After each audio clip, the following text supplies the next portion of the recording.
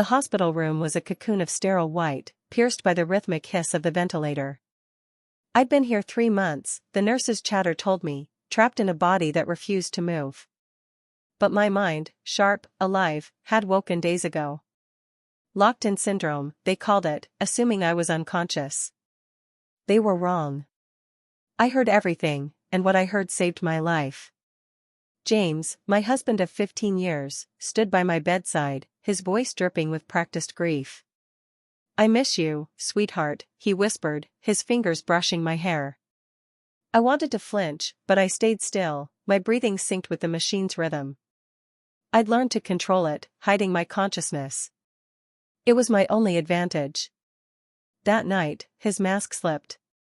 The door whispered open, and a woman's voice, Rebecca, his legal assistant, cut through the silence. "Any change?" she asked, impatience edging her honeyed tone. "Nothing," James replied, his grief vanishing. "The paperwork's almost done. The new will's filed next week. Everything goes to me." My heart rate spiked, the monitor faltering. A nurse rushed in, and I forced my breathing to steady, years of meditation keeping me calm. "Just a fluctuation," she said. "Happens sometimes." James's hand rested heavily on my arm, and I knew, he'd rewritten my will, the one meant for my parents and my neurological research foundation. Worse, he was planning my death. Through half-closed eyelids, I watched him check his phone, its glow illuminating his face. "It has to be soon," he murmured to Rebecca. "A complication during recovery." Clean, simple. Rage burned beneath my skin, but I channeled it into focus.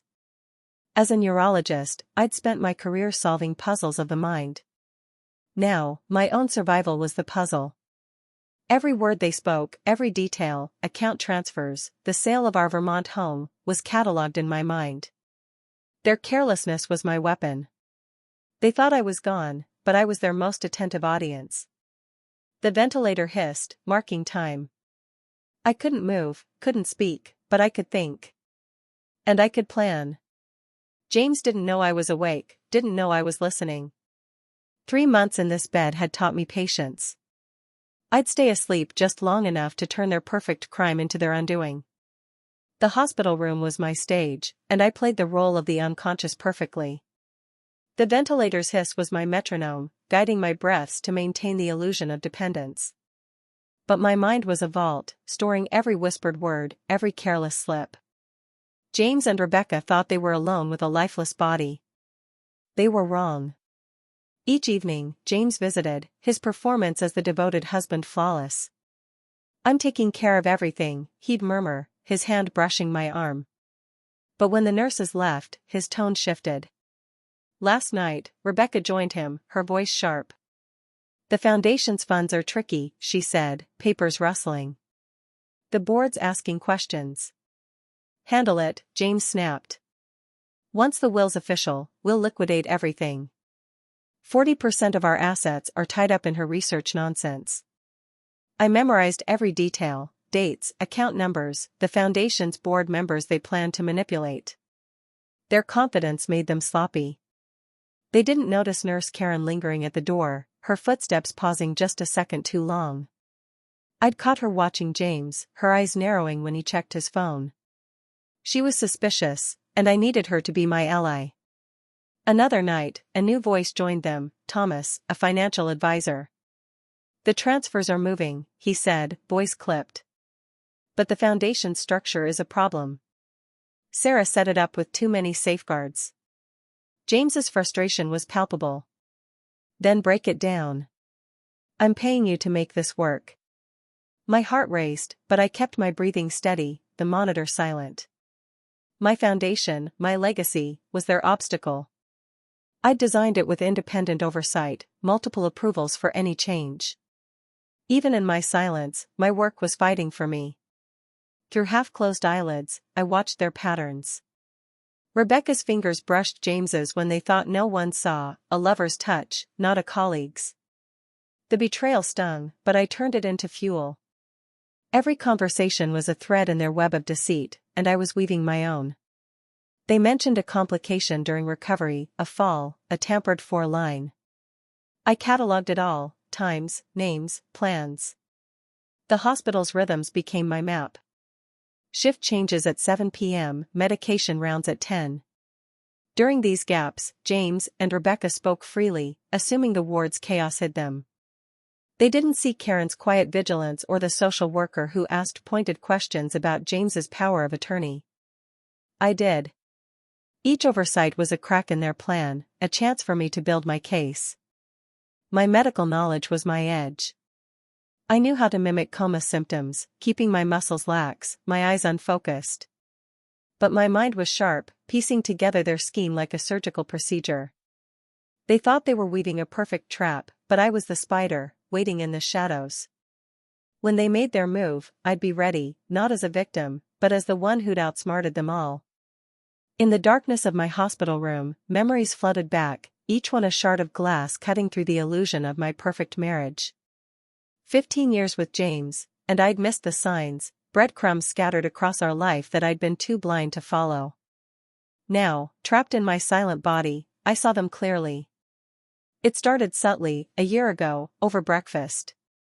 "You should update your will," James said, buttering toast with lawyerly precision. "You're high-risk patients, something could happen." His concern seemed genuine, and I'd nodded, too busy with surgeries to question it. Now, I saw it, he was testing me, gauging how easily I'd bend. 6 months before the accident, he'd questioned my research foundation. "That's a lot of money to tie up," he said, his tone neutral. "Maybe diversify?" I'd defended my vision, a legacy to advance neurology. He backed off, smiling, but now I recognized the retreat as strategy, not surrender. The accident itself was a fractured memory, a rainy night, my car spinning on a curve, the brakes sluggish, the steering heavy. I'd blamed the weather, but now doubts crept in. Weeks earlier, James had insisted on a new mechanic. A colleague recommended them, he'd said.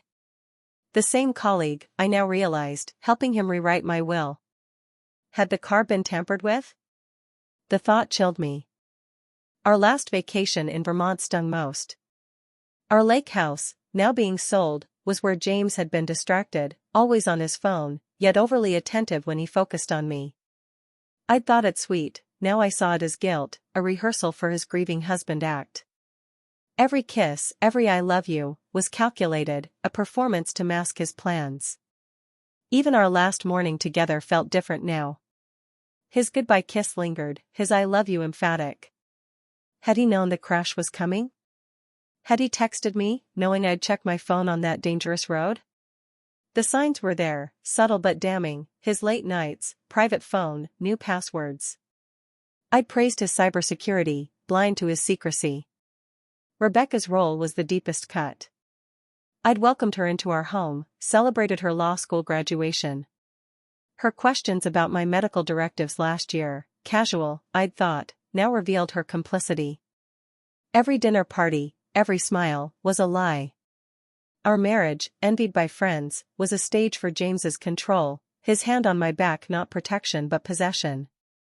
These memories weren't just pain, they were weapons. Each recalled moment was evidence, a thread in the tapestry of betrayal I was unraveling. As the ventilator hissed, I vowed to use them. James had planned the perfect crime, but I'd been solving puzzles my whole career. This was just another, and I'd solve it from this bed, one memory at a time. The hospital ward was a battlefield, and I was a silent soldier, gathering intelligence with every overheard word. James and Rebecca grew bolder, their conversations careless, assuming my coma shielded them. But I wasn't alone. Allies were emerging, their suspicions aligning with my plans. Nurse Karen was my first hope. Her gentle hands adjusted my fore with a precision that hid her watchfulness. I'd noticed her lingering during James's visits, her eyes narrowing when he whispered to Rebecca. One night, alone, she leaned close. "Dr. Matthews, if you can hear me, blink once." I hesitated, then let my eyelids flutter, deliberate but subtle. Her breath caught, but she stayed composed. "I've been keeping records," she whispered, slipping a card under my pillow, Detective Morris's contact. Karen was no ordinary nurse, she was a witness, and I needed her. Detective Morris's visits were less frequent but pointed. Just following up, she'd say to James, her tone neutral but her questions sharp. Some inconsistencies in the break report. James's voice wavered, his calm fraying. I thought the investigation was closed, he said. New evidence, Morris replied, leaving him rattled. I added her to my mental list, a potential ally, but I needed to confirm her motives. I began signaling recovery, subtle enough to seem natural. A finger twitch during rounds, a slight eye movement when Karen checked my chart. As a neurologist, I knew the progression of coma recovery, slow, erratic. I mimicked it perfectly, planting seeds of doubt in the staff's minds without alerting James. Dr. Chin, my attending, lingered longer during rounds, his brow furrowed. Possible responsiveness, he noted once, and I knew my plan was working. James and Rebecca's carelessness grew. The 4 complication needs to happen tonight, Rebecca said one evening, her voice low but clear. During the shift change, when it's chaotic. James agreed, his tone tense. The doctors are talking about new tests. We can't wait. I memorized every word, every timestamp. Their arrogance was my opening. They didn't notice Karen's clipboard lingering nearby or the social worker's pointed questions about James's financial decisions. Karen became my lifeline. During a quiet moment, she whispered, I've recorded their talks. Morris knows. She was documenting everything, visitors, conversations, even James's late-night calls. Her vigilance matched mine, and together, we were building an invisible net. I practiced more movements, a slight hand squeeze, a deliberate blink, each one a step toward revealing myself at the perfect moment. The hospital's rhythms were my clock. Shift changes at 7 p.m. were the weakest link, when staff were distracted. James's plan hinged on that chaos, but so did mine. I needed to time my reveal precisely, catching him in the act with witnesses present. Karen's card under my pillow was a promise, help was close. As James plotted my end, I was plotting his, turning his web of deceit into my trap. The hospital room felt charged, the air thick with impending action. James and Rebecca's plan was set for tonight, during the 7 p.m. shift change, when the ward's chaos would hide their complication. My months of silent vigilance had led to this moment. I'd memorized their every word, catalogued their mistakes, and now, with Karen and Detective Morris as my unseen allies, I was ready to spring the trap. All day, James was restless, his visits more frequent. He played the devoted husband, consulting Dr. Chin about risks with a practiced frown. Complications happen, right? He asked, laying his alibi's foundation. Dr. Chin nodded, unaware, but I saw Karen's eyes flicker, she knew. I'd signaled her again that morning, a deliberate hand squeeze, and she'd whispered, Morris is ready. Tonight. Rebecca arrived at 6:30, her heels clicking sharply. Everything's filed, she said, voice low. The will's official. We just need the final step. James nodded, checking his watch. Shift change. It'll look natural. My heart pounded, but I kept my breathing synced with the ventilator, my body limp. They thought they were in control, but I was the conductor of this moment. I'd practiced for this. Every twitch, every blink had been calculated to mimic recovery without raising suspicion. Now, I needed precision. Karen slipped in at 6:45, adjusting my 4 with deliberate slowness. Everything's set, she murmured, her eyes meeting mine for a split second. I blinked once, confirming. She left, leaving the door slightly ajar. At 6:55, James's footsteps returned, early, his anxiety making him sloppy. The monitor beeped softly as he approached, his shadow looming. I felt his hand hover over my 4-line, hesitating. This was it. My eyes snapped open, locking onto his. Hello, James. He froze, his hand suspended, face draining of color. Sarah?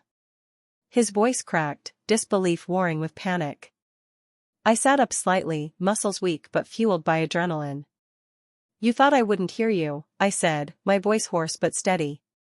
Every plan. Every lie. The door swung open. Detective Morris stepped in, badge glinting, Karen and Dr. Chin behind her. "Step away, Mr. Matthews," Morris ordered, her voice like steel. James stumbled back, hands raised, his perfect facade shattered. Rebecca burst in, oblivious, papers in hand. "James, we need to," she stopped, eyes widening at the scene. "Perfect timing," Morris said, her tone dry. "Rebecca Walsh, you're under arrest. We have questions about those documents." Rebecca's paper slipped to the floor, her face ashen. Karen helped me sit fully, her hand steady as Dr. Chin checked my vitals, his shock giving way to relief. James tried to recover, stammering, "She's awake. It's a miracle." But his eyes darted, searching for an escape. Morris wasn't fooled. "We have recordings," she said. "Your plans, your calls, your complication. Step outside." As they were led away, Karen squeezed my hand. "You did it," she whispered. I nodded, exhaustion creeping in but satisfaction burning brighter. James had thought he'd silenced me, but I'd been the one watching, waiting, turning his trap into mine. The room, once my prison, was now the stage of his downfall. The hospital room, once my silent battlefield, now felt like a victory ground. James and Rebecca were in custody, their perfect crime unraveled by my vigilance and Karen's evidence. But the fight wasn't over. I had to reclaim my life, my assets, my foundation, my strength, piece by piece. Detective Morris became a regular visitor, her notepad filling with my detailed recollections. "The brake tampering was professional," she said, reviewing files. "We traced it to a mechanic tied to James's firm. Your suggestion about shell companies paid off." I nodded, my voice stronger now. He always kept things at arm's length. Every memory I'd catalogued was now ammunition, dismantling their financial web. My physical recovery was grueling. Physical therapy began the day after my reveal, my muscles weak from months of disuse. Each step down the hospital corridor was a triumph, a reminder I'd survived. Karen, now a friend as much as a nurse, pushed me gently. "You're stronger than you think," she said, steadying me as I wobbled. I smiled, knowing she meant more than my body. The foundation was my next battle. James's forged will had nearly redirected its funds, but my safeguards held. I met with the board from my hospital bed, laptop open, detailing his attempts to liquidate our assets. "We've frozen everything," the chairman assured me. "Your work is safe." I exhaled, relief mixing with resolve. My legacy would endure. Returning to work was symbolic. My first day back, colleagues stared, some in awe, others in guilt for believing James's act. Dr. Chin clasped my shoulder. "You're a miracle," he said. I shook my head. "Not a miracle. A survivor." I performed a routine surgery that week, my hand steady despite the tremor of fatigue. Each cut was a reclaiming of my identity. The investigation widened. Rebecca's law license was suspended, and Thomas, the financial advisor, turned state's evidence, spilling details of offshore accounts and forged documents. "They thought they'd covered everything," Morris said, showing me bank records. "But you were listening." I nodded, pride flickering. Their arrogance had been their downfall. At home, I installed cameras, turning James's old study into my command center. The Vermont house sale was halted, my parents' funds secured. Karen helped me sift through financial records, her outrage matching mine. "They almost got away with it," she said, scrolling through transfer logs. "Almost," I replied, my voice firm. "But I built that foundation to last." The media caught wind of the story, headlines screaming of betrayal and survival. I declined interviews, letting the evidence speak. My silence was strategic, keeping James and his conspirators off balance. Each day, I grew stronger, physically, mentally, legally. The conspiracy was unraveling, and I was at the center, pulling the threads. James thought he'd buried me, but I was rebuilding, one calculated step at a time. The courtroom was a stage, and I was no longer the silent observer. James sat at the defense table, his once polished suit hanging loose, his confidence eroded. Rebecca, at a separate table, avoided his gaze, her plea deal secured but her testimony looming. The jury watched, their faces a mix of curiosity and horror, as the prosecution laid out the conspiracy that nearly ended my life. The DA's opening was a masterclass, weaving my hospital recordings, financial records, and witness statements into a damning narrative. This wasn't just attempted murder, she began, but a calculated plan to steal a woman's legacy. The jury leaned forward as Karen's recordings played, James and Rebecca plotting my complication in chilling detail. Gasps rippled through the room. Rebecca testified first, her voice steady but her eyes darting. James said a coma wasn't enough, she admitted under the prosecutor's lead. As long as Sarah was alive, she could wake up and ruin everything. She detailed the brake tampering, the forged will, the foundation's funds, every step of their scheme. James's glare burned, but she didn't falter. Her betrayal of him mirrored his betrayal of me. Thomas Weaver followed, nervous and sweating. James wanted it to look like an accident, he said, describing the mechanic he'd hired and the offshore accounts he'd set up. The jury saw bank records, emails, and timelines, each piece slotting into place. My safeguards on the foundation had slowed them, forcing their desperate move. Karen's testimony was clinical, powerful. I noticed Mr. Matthews's late-night talks, she said, detailing her recordings and suspicions. He was too calculated, too focused on medical risks. Dr. Chin added medical weight, explaining the brake tampering's role in my crash. The injuries suggested foul play, he said, his calm analysis making their intent undeniable. My testimony was the centerpiece. I took the stand, my voice steady despite months of disuse. I heard everything, I began, describing my coma's clarity, their plans, their arrogance. The jury hung on every word, their horror palpable as I recounted James's whispered schemes.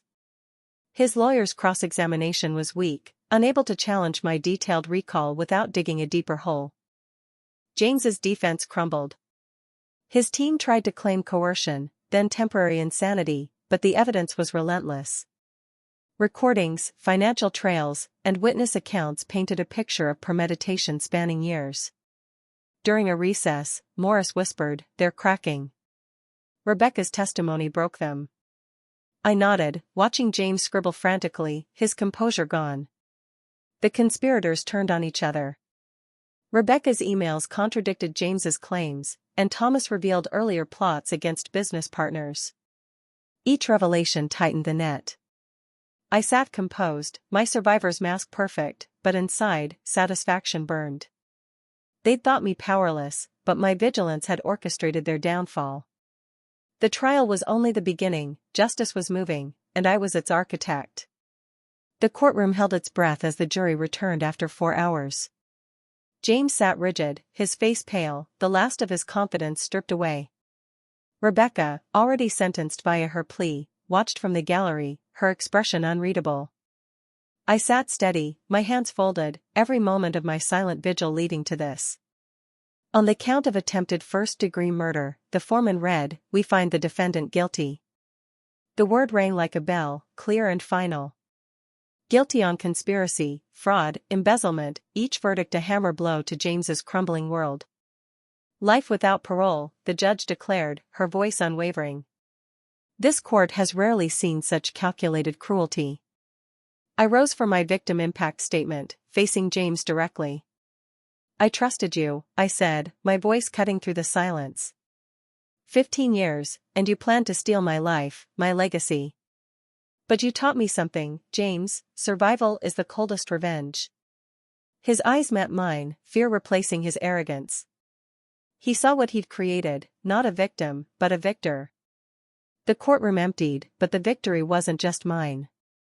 Karen squeezed my hand, her relief palpable. "You rewrote their story," she said. Detective Morris nodded. "Perfect case, perfect evidence." My foundation thrived, its new focus on patient advocacy born from my ordeal. I announced it at a press conference, my voice steady, "Every patient deserves protection, not betrayal." James's firm collapsed under the scandal, clients fleeing as more corruption surfaced. The offshore accounts were frozen, funds returned to my foundation. I stood in my new office, sunlight streaming through the windows, and felt the weight lift. I'd survived, reclaimed my life, and turned their trap into my triumph. James thought he'd silenced me, but I'd been the one writing the ending. A year later, I stood in my new home, glass walls framing the city's lights. The woman in the mirror was different, harder, wiser, but alive. My foundation's gala was tonight, celebrating new programs for victims of medical fraud, inspired by my survival. Each life we helped healed a piece of me. Karen, now head nurse, joined me for coffee weekly. "You're a legend," she teased, but her pride was real. Captain Morris updated me on James's failed appeal. His empire was dust, his life confined to a cell. Rebecca's prison book deal flopped, Thomas's health crumbled under guilt. Their unraveling was complete, but mine was just beginning. I returned to surgery, my hands steady, my focus sharper. Colleagues respected me, patients trusted me, but trust was harder for me now. I analyzed every motive, watched every glance, a reflex from my vigil. Dr. Chin noticed, gently urging, "You can trust again." I was learning, slowly, balancing vigilance with hope. The gala was a triumph. "Your work is changing lives," the board chairman said, toasting our new initiatives. I smiled, scanning the crowd, my old instincts still sharp. But I wasn't just watching for threats anymore, I was building something. My speech echoed my journey. Betrayal taught me strength. Survival taught me purpose. Late that night, I stood on my balcony, stars piercing the darkness. James had tried to write my end, but I'd rewritten his. My foundation, my work, my life were mine again, stronger for the scars. The price of revenge was high, trust, innocence, but survival was priceless. I was no longer the woman in the coma. I was the woman who'd turned betrayal into justice, and I was just getting started.